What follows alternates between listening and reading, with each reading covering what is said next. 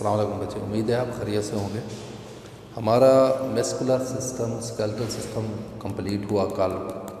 تو آج جو ہمارا ٹاپک ہے وہ ہے ڈی ہائیڈریشن۔ ڈی ہائیڈریشن سے مراد یہ ہے کہ جسم میں فلوئڈس کی، پانی کی اتنی مقدار یا الیکٹرولائٹس کی اتنی مقدار موجود نہیں جتنی کہ جسم کو ضرورت ہوتی ہے، ٹھیک ہے۔ یعنی ہم یوں بھی کہہ سکتے ہیں کہ جسم میں پانی اور الیکٹرولائٹس کی کمی کو ڈی ہائیڈریشن کہا جاتا ہے، ٹھیک ہے۔ تو ڈی ہائیڈریشن کیا ٹاپک ہے ہمارا؟ ڈی ہائیڈریشن کا مطلب کیا ہے بچے؟ کہ جسم میں پانی اور فلوئڈ کی اتنی مقدار موجود نہیں جتنی کہ جسم کو ضرورت ہے یا جتنی کہ جسم میں موجود ہونی چاہیے۔ تو ڈی ہائیڈریشن کیوں ہوتی ہے؟ ڈی ہائیڈریشن جسم سے زیادہ مائع جو کسی وجہ سے بھی خارج ہو سکتا ہے، جب جسم سے زیادہ مائع خارج ہو رہا ہو تو اس وجہ سے ڈی ہائیڈریشن ہو سکتی ہے، یا کافی مقدار میں پانی نہ پینے کی وجہ سے، یعنی پانی بندہ کم پیے تو اس وجہ سے بھی ڈی ہائیڈریشن ہو سکتی ہے، ٹھیک ہے۔ پہلی بات کہ ڈی ہائیڈریشن کا مطلب کیا ہے کہ جسم میں پانی اور فلوئڈس کی اتنی مقدار موجود نہیں جتنی کہ جسم کو اس کی ضرورت ہے یا جتنی جسم میں موجود ہونی چاہیے۔ تو ڈی ہائیڈریشن جسم سے زیادہ مائع خارج ہونے یا کافی مقدار میں پانی نہ پینے یا ان دونوں صورتوں میں ہو سکتی ہے۔ جب کسی بندے کو اسہال یا پیچس، تو اسہال میں ہوتا کیا ہے کہ آنتوں کے عضلات تیزی سے حرکت کرتے ہیں، جس کی وجہ سے پانی جسم میں جذب ہوئے بغیر جسم سے باہر خارج ہو رہا ہوتا ہے۔ جو بھی آپ کھاتے ہو، جو بھی خوراک کھاتے ہو، وہ جسم میں جو آنتوں کے عضلات ہیں وہ تیزی سے حرکت کرتے ہیں، اور وہ پانی جسم میں جذب نہیں ہوتا تو وہ جذب ہوئے بغیر جسم سے تیزی سے خارج ہوتا ہے۔ تو اس کی وجہ سے کیا ہو جاتا ہے؟ ڈی ہائیڈریشن ہو جاتی ہے۔ اسی طرح نظام انہضام کا جو وائرس اور بیکٹیریا ہے، مثلا سالمونیلا ہے، ای کولائی ہے اور شیگلا ہے یا شگیلا، تو یہ بھی انفیکشن کا باعث بنتے ہیں، ٹھیک ہے۔ آنتوں کے پیراسائٹ جو آنتوں میں موجود ہوتے ہیں، یہ دست، قائے، پیٹ درد اور بعض اوقات قائے کا باعث بھی بنتے ہیں۔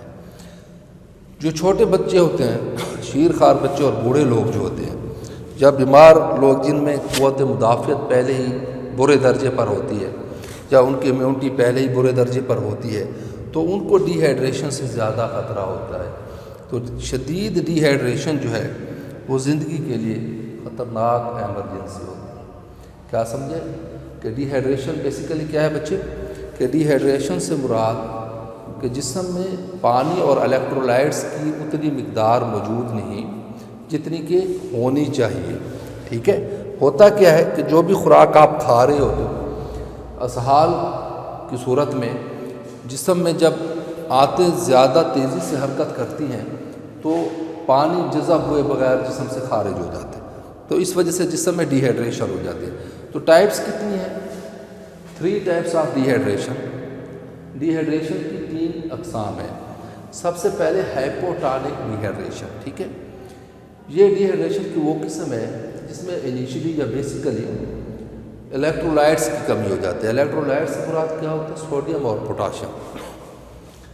کیونکہ جب بار بار اسہال یا قائے بار بار آ رہی ہوتی ہے تو جسم میں سے بہت زیادہ مائع خارج ہو جاتا ہے، ٹھیک ہے۔ دوسری ٹائپ جو بچے وہ ہے ہائپرٹونک ڈی ہائیڈریشن۔ اس قسم میں جسم میں پانی کی مقدار اتنی موجود نہیں ہوتی جتنی کہ جسم کو ضرورت ہوتی ہے، ٹھیک ہے۔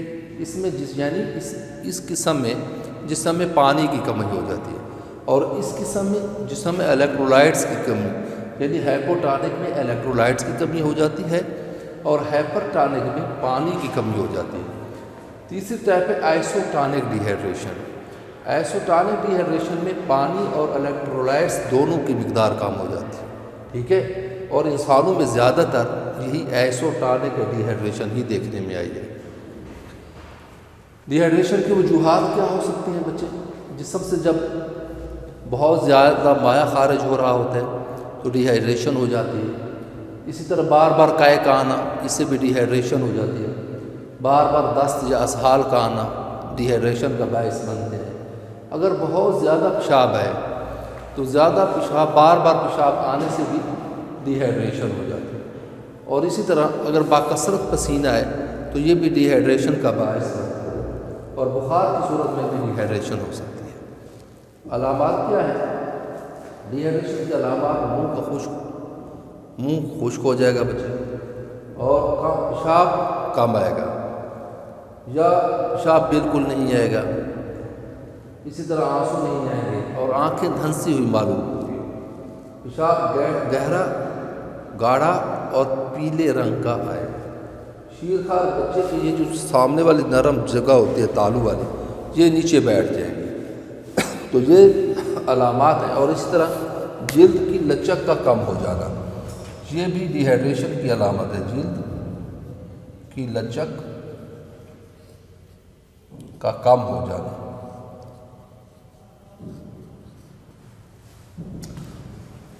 تو کیا ہے بچے، آج ہم نے ڈی ہائیڈریشن سمجھا کہ ڈی ہائیڈریشن کیا ہے، جسم میں پانی اور الیکٹرولائٹس کی کمی کو ڈی ہائیڈریشن کہا جاتا ہے۔ یہ کیوں ہوتی ہے کہ جسم میں جب بہت زیادہ مقدار میں پانی ضائع ہو رہا ہوتا ہے تو اسے ڈی ہائیڈریشن ہو جاتی ہے۔ تو اس کی اقسام کیا ہیں؟ ہائپوٹونک ڈی ہائیڈریشن، ہائپرٹونک ڈی ہائیڈریشن اور آئسوٹونک ڈی ہائیڈریشن۔ اور وجوہات کیا ہیں کہ جسم سے بار بار مائع کے خارج ہونا، بار بار قے کا آنا، اور دست یا اسہال کا آنا، یا بہت زیادہ پیشاب کا آنا، یا بکثرت پسینے کا آنا، یہ ڈی ہائیڈریشن کا باعث بنتے ہیں۔ اور ان کی علامات کیا ہوں گی کہ زیادہ منہ خشک ہو جائے گا، پیشاب کم آئے گا یا نہیں آئے گا، آنسو کم آئیں گے، آنکھیں دھنسی ہوئی معلوم ہوں گی، اور پیشاب گہرا، گاڑھا اور پیلے رنگ کا آئے گا، ٹھیک ہے۔ اور شیرخوار چھوٹے بچوں پہ نرم تالو جو ہوتا ہے وہ نیچے بیٹھ جاتا ہے، اور جلد کی لچک کم ہو جاتی ہے، ٹھیک ہے بچے۔ تو کل ہم انشاءاللہ اس کا علاج پڑھیں گے، تو آج کے لیے اتنا ہی کافی ہے۔ السلام علیکم۔